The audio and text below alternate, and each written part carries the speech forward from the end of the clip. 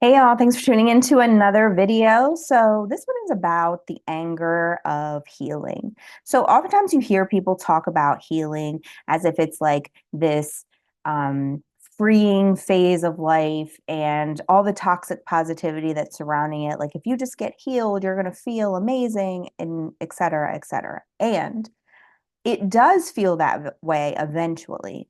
But during the process of healing, when you start to uncover some of those things that happened to you, some of those things that you experienced, you start to place blame on people. You start to become frustrated with the reality of your situation. You start to place blame on yourself. You have to go through this whole transformative process where you forgive the people around you. You forgive yourself for not speaking up for what you knew needed to be happening. You forgive people for and yourself for not knowing the things that you didn't know at the time in which you exhausted the behavior. I mean, there's a whole process. So you don't just wake up one morning like, okay, I want to be different and this is going to feel good, because it actually does not. And nobody tells you about the anger and the resentment that builds when you realize where your pain comes from, when you realize the origin of that pain. Oftentimes you'll start to realize that it's the people that you love the most and the people who are closest to you. And how do you navigate a relationship with them when some of those core wounds come from things that they did or ways that they treated you? I mean, it is definitely an arduous process that people don't really talk about because they just want you to get to a place of healed. And though I get it, I also encourage you to really think about how the process of things is where the refinement happens. It's not just the end, right? So when you're running a race, like the process of the race is where you build that will, it's where you build that grit, it's where you build, your fortitude and all of the things that make your character stronger. The end is just like when it's over, right? And yeah, you feel less tension and less stress and less, worry, or, you feel a relief. But the process is when all of the actual pruning is happening. And so when you're going through the process of healing, it doesn't all feel like rainbows and butterflies. I mean, I can tell you that during the biggest healing year of my life, I spent probably 75% of my nights with my face on the floor in tears, praying for God to just do something to make it different. And though he did eventually, and though those tears dried up eventually, it did not feel good to go through the process that I went through. It didn't feel good to have to call people out for the behaviors they exhibited. It didn't feel good to have to understand what was actually happening in those years where I was developing the mindset that I was developing. And now that I sit in the stage that I sit in, everything isn't all better. Like it didn't just, I figured it out and now everything's all better. It's not the way it happens. But I'm able to come to terms with it. I'm able to understand it. I'm able to get curious about it. And I'm able to understand that grace and compassion go a long way when you're doing the healing journey for yourself and for the people around you. Sometimes it's really hard to sit with the fact that people are only operating in the with the best that they have at the time frame that the things happened, right? And so the conversations that I've had with my son, where it's kind of like a mirror moment, right? So I can have those conversations with him, and there can be things that he experienced in his childhood that were a product of the way that I was moving, and my intention wasn't for him to experience those things those ways, but that was his experience. And so therefore I have to give myself grace that I was operating the best that I could with what I had in the moment, and understand that I was a very young mom and I didn't really know what I was doing. And that's not me providing excuses for myself. It's just me understanding with compassion, but also giving him space to feel the way he feels. And that can be true of you. So, what can you do when you're in the midst of that healing process? When you're in the midst of it and you're feeling the rage and the anger come to the surface? Well, the first thing is you have to sit in the rage and feel it. But we try to just say, okay, I'm going to suppress that. I'm going to get past that. But sometimes you have to just sit in it for as long as it exists. And I'm not saying act in the rage. I'm not saying be in anger. I'm saying sit with the anger so that you can understand where it's coming from.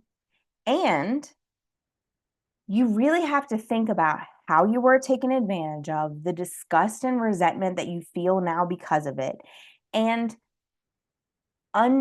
untangle it all.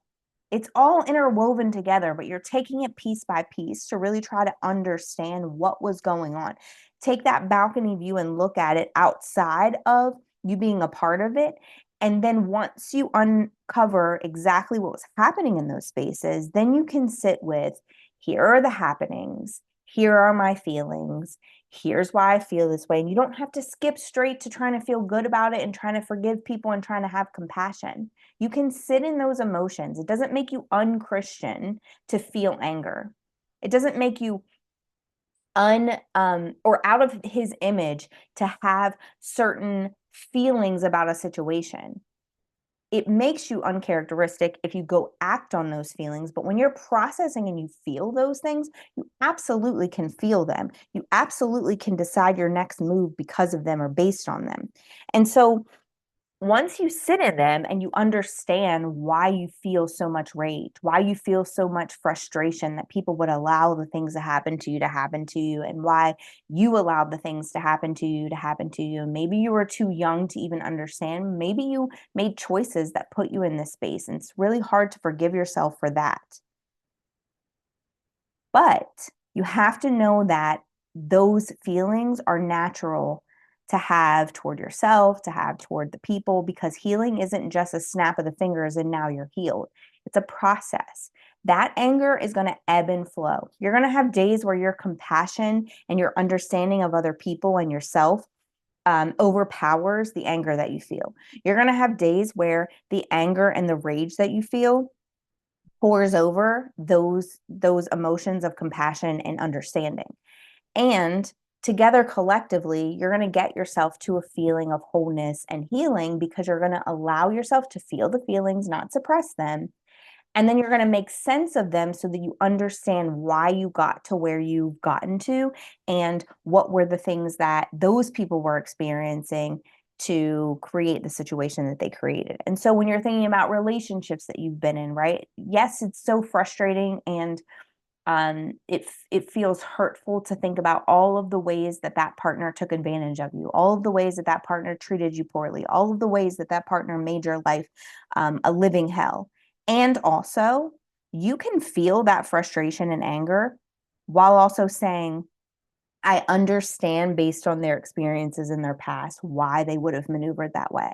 I understand based off of the mistakes that I made why they would have treated me the way that they treated. Am I giving them a pass to do so? No. Am I creating excuses for them? No. But I'm sitting in the reality of the situation.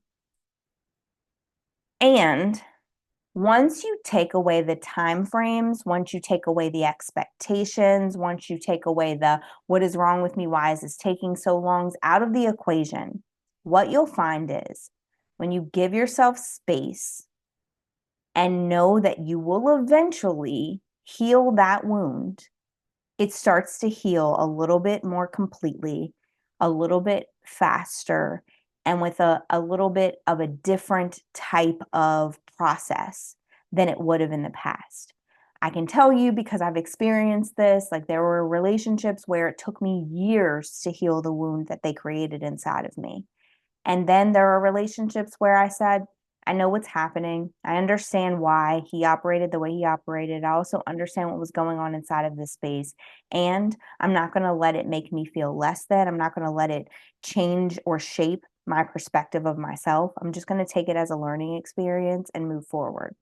And so if you're in a space today where you're trying to heal and you want desperately to be on the other side and to call yourself healed, I would encourage you to change your mindset, to think that life is just a continuous process of healing and maneuvering the things that are happening inside of it, and that there really isn't this destination, the end of the race to be healed, but there is a learning and a gaining wisdom process inside of that space where you don't heal from the same things that wounded you when you were in your 20s, when you're in your 30s, and the decisions that you made to put yourself in those spaces aren't decisions that you're making today, but that it's a continuous process of getting wiser, getting better, gaining more understanding, and navigating the world in a different way so that your wounds don't cut you as deeply as they did in the past.